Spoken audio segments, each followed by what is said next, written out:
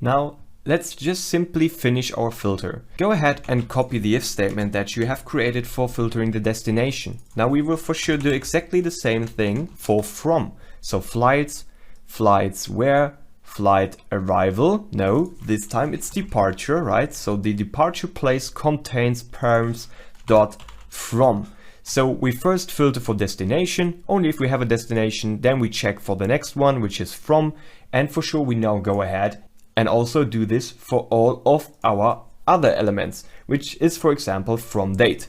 So again, if at params, let me zoom in a little bit, so that should be a little bit better visible, right? If params, there we go, params dot from date is not null.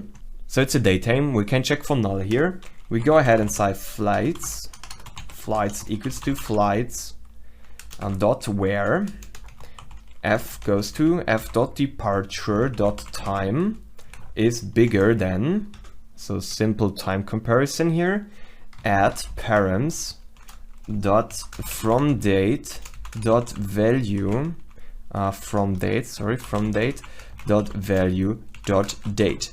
All right, so this is filtering for departure time, and we exactly do the same thing. Now let's change the from date to date, and the way we filter is like we say, hey, I want to have a flight like which could start at 10 a.m. on Wednesday or Thursday, so up to Thursday at 1 p.m. for example, right? So this is why we go ahead and say flights where we keep the departure time. That's fine. It really depends on how you want to filter for it, right? So at params, this time to date, and then we simply go ahead and add a day to date. Let me see, value date, there we go, dot to at days, sorry, we add 1 day, and then we simply go ahead and add, or yeah, add tick, that's fine, and then -1, so that we jump at the end of the day. All right, so as I said, this is really a filter condition depending on how you want to implement it, so feel free to write it down however you think it would be fine. So this makes sense for now, I think.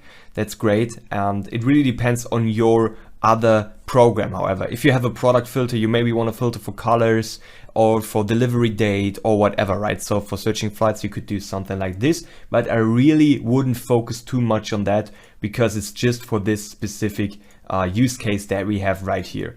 Instead of caring too much about that specific filter, we should move on and implement the last one, or one of the last ones. Go ahead, if at params dot number of passengers is not null, and at params dot number of passengers a null, because it's nullable, right? So is not null and is not null. Well, actually love programming, so this is actually 0 and this is null, right? Flights equals to flights dot where we're gonna filter then where we have enough seats. So flight dot remaining number of seats is bigger than the requested ones of the filter. That's great. So we filter by destination, by from date, to date, number of passengers, and finally we have another condition which is not part of the actual filter, but what if a user does not pass the number of passengers, right? So we don't want to show the fully booked flights, so we need to filter out the fully booked flights. So that makes sense, I guess. So if something is already completely booked, you want to go ahead and don't show them. So let's say else here, flights show all the flights if we don't pass in any number of passengers.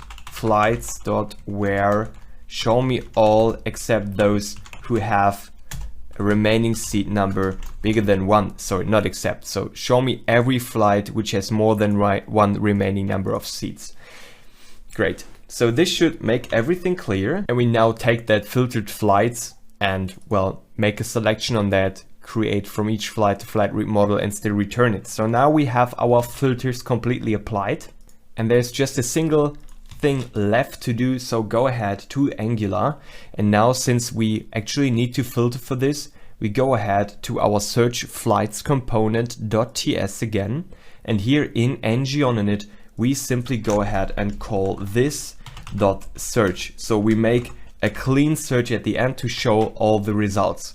Let's go ahead and start our application. Okay, and now we got our filter applied, so we can go ahead and, for example, search for London, and that should bring us a flight which is traveling to London for, let's say, 270 passengers I want to book. Now it's gone. When I say to 1 or to 250, it's still valid because we have so many seats here assigned. Awesome. So now the filter logic is applied, and as I said, it really depends on how you want to implement it, right? The from date should work fine. 15th, for example, of June should show us some information, and how you want to implement that to date really depends on how you want to do it. For now, we just add a single date to it from the arrival, from the departure time. Great. So let me just explain you one more time, a little bit more in detail, what we have done when we have filtered. And afterwards, you have completely finished the 21-day challenge. That's awesome.